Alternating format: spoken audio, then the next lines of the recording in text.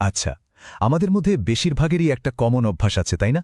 হাতে কিছু টাকা জমা হলেই সোজা দৌড় দিই ব্যাংকের দিকে, আর মনে মনে ভাবি, যাক বাবা, টাকাটা একদম নিরাপদ থাকলো, আবার কিছু সুদও তো পাওয়া যাবে। যদি এমনটা ভেবে থাকেন, তাহলে আপনার জন্য একটা দুঃসংবাদ আছে। বেশিরভাগ মানুষ তো এটাই বিশ্বাস করে, কিন্তু আজকের এই বিশ্লেষণে আমরা দেখব এই ধারণাটা আসলে কতটা সত্যি। চলুন পর্দাটা একটু সরিয়ে দেখি ব্যাংকে টাকা রাখার পেছনের আসল খেলাটা কি। এই স্লাইডটা একটু ভালো করে দেখুন। একদিকে ব্যাংক আপনাকে বছরে সুদ দিচ্ছে ধরুন 6 থেকে 10%, কিন্তু অন্যদিকে মুদ্রাস্ফীতি মানে জিনিসপত্রের দাম বাড়ার হার কত? বছরে 14 থেকে 16%। এর মানেটা কি দাঁড়ালো বলুন তো? মানেটা খুব সোজা আর একটু ভয়েরও। বছর শেষে আপনার জমানো টাকার আসল মূল্য বাড়ছে না, উল্টো কমে যাচ্ছে। কিন্তু ঘাবড়ানোর কিছু নেই। আজ আমরা এমন 5টি জাদুর কাঠির কথা বলবো যা আপনার টাকাকে সত্যি সত্যি বাড়াতে সাহায্য করতে পারে। চলুন তাহলে আমাদের প্রথম সম্পদে যাওয়া যাক, সোনা মানে গোল্ড। আরে সেই রাজাবাদশাদের আমল থেকে আজ পর্যন্ত এটা কিন্তু সম্পদের এক নির্ভরযোগ্য ভাণ্ডার। মুদ্রার দাম কমে যায়, দেশের অবস্থা বদলে যায়, কিন্তু সোনার মূল্য সময়ের সাথে সাথে বেড়েই চলে। তবে এখানে একটা জরুরি কথা আছে, বিনিয়োগ মানে কিন্তু গয়না কেনা নয়, একদমই না। কারণ গয়না কিনলে কি হয়, এর মেকিং চার্জেই তো লাভের একটা বড় অংশ হাওয়া হয়ে যায়। তাই বুদ্ধিমানের কাজ হলো গোল্ড বার, কয়েন বা আজকালকার ডিজিটাল গোল্ডে ইনভেস্ট করা। বিপদের দিনে এটাই কিন্তু আসল বন্ধু। আচ্ছা, সোনা তো গেল, এবার চলুন পরের দুটো সম্পদে যাওয়া যাক, যা আপনাকে দেশের অর্থনীতির উন্নয়নের সরাসরি অংশীদার হওয়ার সুযোগ করে দেয়। আর সেগুলো হলো রিয়েল এস্টেট বা জমি এবং শেয়ার বাজার। দেখুন, একটা সিম্পল ব্যাপার, পৃথিবীর জনসংখ্যা তো বাড়ছে, কিন্তু নতুন করে তো আর জমি তৈরি হচ্ছে না, তাই না? তাই এর চাহিদা সবসময়ই বাড়বে।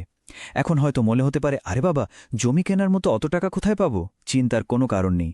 এখন আরইআইটি বা রিয়েল এস্টেট ইনভেস্টমেন্ট ট্রাস্টের মাধ্যমে খুব অল্প টাকা দিয়েও বড় বড় কমার্শিয়াল বিল্ডিং বা দামি সম্পত্তির মালিকানার একটা অংশ কেনা যায়। ঠিক যেন পুরো পিৎজাটা কিনতে না পারলেও এক স্লাইস তো কেনাই যায়। আমাদের 3 নম্বর উপায়টা হলো শেয়ার বাজার।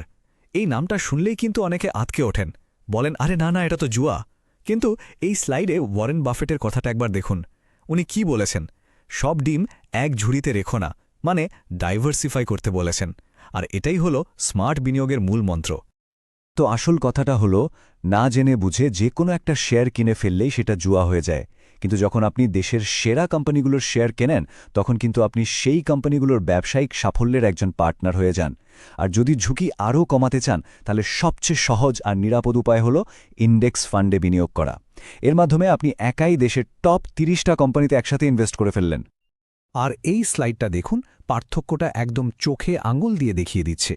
ব্যাংক যেখানে বছরে আপনাকে 6 থেকে 10% রিটার্ন দিচ্ছে, সেখানে শেয়ার বাজার দীর্ঘমেয়াদে বছরে 15 থেকে 20% পর্যন্ত রিটার্ন দেওয়ার ক্ষমতা রাখে। পার্থক্যটা বিশাল, তাই না? আচ্ছা, আমাদের 4 নম্বর সম্পদটা কিন্তু কোনো বাজার থেকে কেনা যায় না, এটা নিজের ভেতরেই তৈরি করতে হয়। আর সেটা হলো নিজের স্কিল বা দক্ষতা। এই উপমাটা অসাধারণ, তাই না? ভাবুন তো, শেয়ার বাজার ধসে পড়তে পারে, অর্থনীতিতে মন্দা আসতে পারে, কিন্তু আপনার যদি সাঁতার জানা থাকে, আপনি কিন্তু ডুববেন না। মানে আপনার যদি কোনো বিশেষ দক্ষতা থাকে, তবে যে কোনো পরিস্থিতিতেই আপনি টিকে থাকতে পারবেন। এটাই হলো আসল নিরাপত্তা। তাই ব্যাংকে টাকা জমানোর আগে নিজের মাথায় ইনভেস্ট করুন। ভিডিও এডিটিং, কোডিং, ডিজিটাল মার্কেটিংয়ের মতো যে কোনো একটা হাই ডিমান্ড স্কিল শিখে নিন। একটা কথা মনে রাখবেন, দামি ফোন কিনলে পকেট খালি হয়, আর একটা দামি স্কিল শিখলে পকেট ভরে। এবং সব শেষে আমাদের পঞ্চম সম্পত্তি হল ডিজিটাল কন্টেন্ট। এটা হলো সত্যিকারের প্যাসিভ ইনকাম, বা সোজা বাংলায় বলে ঘুমের মধ্যেও আয় করার আধুনিক উপায়। এই যে এখন আপনারা এই বিশ্লেষণটি দেখছেন, হতে পারে আমি এখন অন্য কোনো কাজ করছি বা হয়তো ঘুমাচ্ছি, কিন্তু আমার ইনকাম কিন্তু বন্ধ নেই। একটা ইউটিউব চ্যানেল খুলতে পারেন, একটা ভ্লগ লেখা শুরু করতে পারেন, বা ছোট কোনো অনলাইন ব্যবসা দাঁড় করাতে পারেন। হ্যাঁ, এটা ঠিক যে শুরুতে অনেক খাটতে হবে, দর্শক তৈরি করতে সময় লাগবে, কিন্তু একবার যদি এটা দাঁড়িয়ে যায়, তখন দেখবেন সাফল্যকে আর কেউ আটকাতে পারবে না। তাহলে পুরো আলোচনার মূল কথাটা কি দাঁড়ালো? পরামর্শটা খুব সহজ। ব্যাংকে শুধু ইমার্জেন্সি বা বিপদের দিনের জন্য টাকাটা রাখুন। বাকি টাকা এই 5টি সম্পদের কোনো একটিতে বিনিয়োগ করে কাজে লাগান। টাকাকে নিজের জন্য কাজ করতে দিন, টাকার জন্য নিজে কাজ করবেন না। শেষ করার আগে একটা প্রশ্ন সবার জন্য। আপনি কি সারা জীবন গাধার মতো খাটবেন নাকি টাকাকে নিজের বাহন বানিয়ে তার পিঠে চড়ে বসবেন? আপনার আর্থিক ভবিষ্যৎ কেমন হবে সেই সিদ্ধান্তটা কিন্তু আপনাকেই নিতে হবে। একটু ভাবুন আর আজই প্রথম পদক্ষেপ